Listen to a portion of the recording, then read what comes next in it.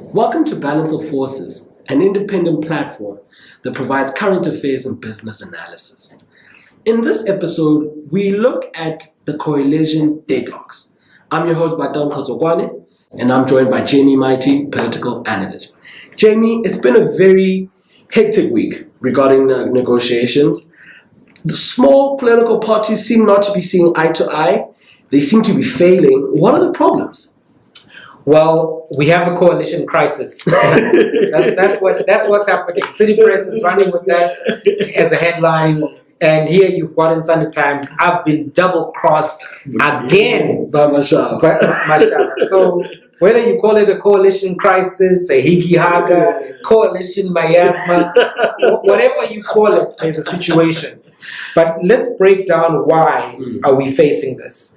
At level one, when you look at it at a game theory level, in game theory, every player is playing to optimize outcomes for themselves.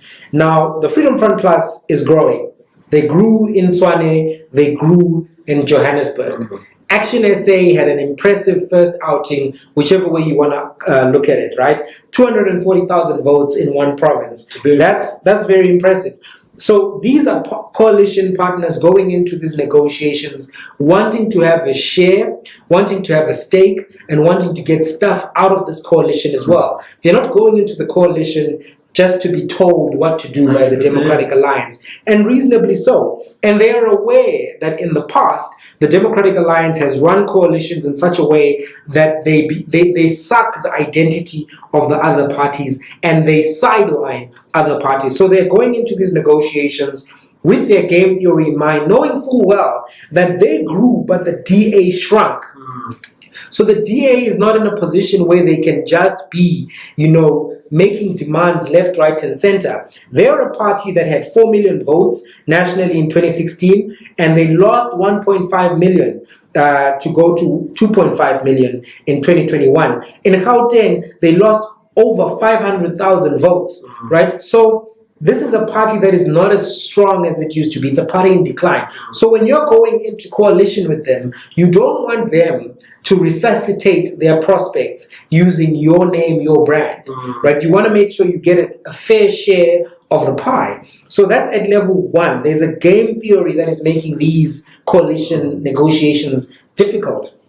At a second level, there's a clear fear from the Democratic Alliance that Action SA and Herman Mashaba are actually going to diminish their prospects of recovery. Should they be scared? They should be scared. They should be scared because Action SA did well, and Action SA is tapping into the same funders as the Democratic Alliance. And there's a fear now that, John Steenhuisen is not a likable figure. He's not landing the likability scores. And he doesn't seem to have a full grasp of running an organization as compared to Mashaba. So when you look at the dynamics, you can then see that, look, actually, a Herman Mashaba mayorship is a serious threat for the Democratic Alliance. And I think when they went back into their caucus, they said, listen, we can't afford to have Herman Mashaba become the mayor. They're simply not interested in doing that. The other side of things is this. In order for there to be a successful coalition, you need to have respect. You need to have tolerance, and you need to maintain the trust. You need to respect everybody in the room because you can't govern without them. They all got a share, they all got votes, and you need those votes in order to govern. You can't just say, well, these ones have a few, so they don't matter, or we're going to tell them what to do. We've got more. You all don't have enough to govern. That means you must respect everyone in the room. On the issue of respect, Kenneth Moshe said something very interesting. He was like, the DA seems to be very aggressive.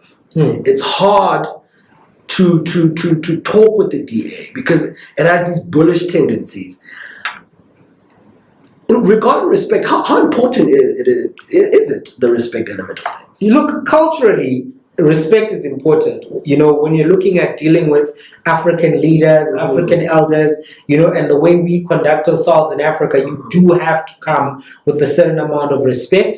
You do have to come with a certain amount of humility. And so it's quite pivotal that even, Reverend Mesho says, listen, these guys are arrogant. These guys are not negotiating with us well. The same thing that Bantu Kolomisa said, that these guys are coming here with arrogance. They're trying to bully situations. he told us that they wanted to Herman Mashaba to sign a document saying that he's not going to run for mayor. They don't have the capacity to make those kind of demands. You know, you're a diminishing party. You're talking to other people in the room who you need in order to have governing seats. You can't govern without them. So you can't come into that room as if, you invented elections and you are God's gift to elections. You can't do that. And this lack of respect, lack of tolerance. You see, what's interesting is that the Freedom Front Plus, they don't share ideological basis with the EFF, for example, but they're willing to tolerate dealing with opponents. So even the DA, who they are rivals with, and they're competing directly for vote share, they're willing to tolerate everything so that they can get a working coalition. But the Democratic Alliance doesn't seem to be willing to do the same thing. Is it a strategy or are they just being short-sighted? I think the Democratic Alliance is being very short-sighted, actually. And they're being very myopic in how they conduct themselves. So at this point, if it gets so bad that nothing can be done and there has to be a rerun, this could adversely affect them the most, right? They're being very short-sighted because the big thing should be making sure that you get into government and then you deliver for the people and then you demonstrate that you can lead better than the ANC. But at the point where you are being short-sighted and you want to just make demands, you want to demand who must be in the room, who mustn't be in the room, that is very short-sighted. DA said it will not work with the EFF. Is it justified to say that? I mean, with the values that you just said right now, is it justified to say I will not work outrightly with EFF, knowing that you don't have majority mandate? No. I think the DA came to the public and said, we won't work with the EFF as if it's a principle. That's not a principle, that's a preference, right? You prefer not to work with the EFF. But you've worked with the EFF before, Other parties are working with the EFF or they're willing to work with the EFF. What's so special about you? Like the VF? Yeah, Freedom Front Plus. They don't agree with the EFF on DSTEM. They don't agree with the EFF on land. But they are willing to make the long-sighted, decisions. In corporate South Africa, as professionals, you will have to work with people that you don't like. You don't get to choose as an employee who you get to work with. You can be a Kaiser Chief fan, there'll be a Pirates fan there. You can be a Muslim and there'll be Christians there. You can be Jewish and there'll be Muslims and Christians. You can be an atheist and there will be other people in the room. You have to put aside some of those things in a professional environment. Now, we're looking at all of these guys and we're thinking that we're looking at professional political parties here. Parties that are professional, that can work towards the goals and aims that they have. But what the DA is showing us is that they don't have the level of professionalism to manage the context through which they got a share of the mandate. That's what they're telling us. They're telling us that they can only be the DA in perfect conditions. They can only win a match on perfect match day conditions.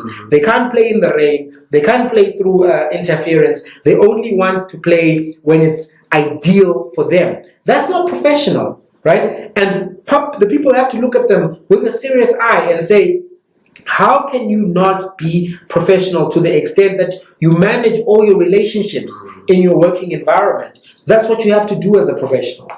Do you remember to show our Kaiser Chiefs and Orlando Pirates? But I mean, it is what it is. It is what it is. This is how people have to work. Where does this leave citizens? Unfortunately, this leaves the public in a very, very difficult position because what the public cares about is delivery. Really? The public cares about fixing the potholes. The public cares about water supply. The public cares about the lights being on. The public doesn't necessarily care about the game of musical chairs that is being played by political parties. They want delivery and they want it yesterday. But what now is happening is as the political parties play, as they wrestle, as they, try to, screw each other over one way or another, because Herman Mashaba is saying he's double-crossed, etc., etc.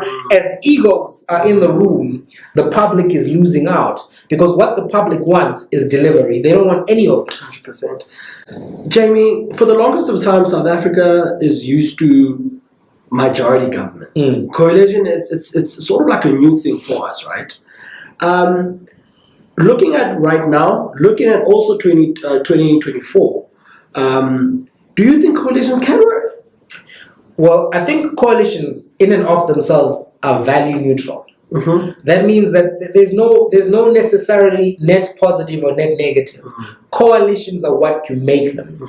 And as we are in this early journey with coalitions, there's a lot of turbulence, and we're seeing that there's a lot of dysfunctionality. And I think that as they are right now, they're going to be very difficult to maintain at a functional level. I think that you may even see that the ANC and the IFP may be able to have more functional coalitions than the other players, simply because of the long relationship that they have working with each other, even though they are rivals. Do you see what I'm saying? So you can have functional coalitions, but as things are right now, they are looking like they'll be dysfunctional. The stakes are very high. The egos in the room are also quite difficult to navigate, and we need to get to a position where there is more codification around how coalitions operate, how they are navigated, and how they are managed. I think if we start seeing that, like what must be the structure of a coalition agreement? What is the dispute resolution? What is the legal status of a coalition agreement in and of itself? Once all of these things start having shape, form, and function, and the public starts putting, a finger on what they want as well, and giving direction on what kind of coalitions they would like to see, because what the public wants is a functional and stable government, fundamentally, right? Whether it's local or national, we want functional, stable, effective, transparent, right? And you don't want any of the corruption. So as things go, maybe the coalitions will begin to take this shape. But as they are right now, it looks like dysfunctional coalition is here for the short to medium term. Service delivery, service delivery, service delivery. Thank you for tuning in. That's all the time that we have. See you on the next episode.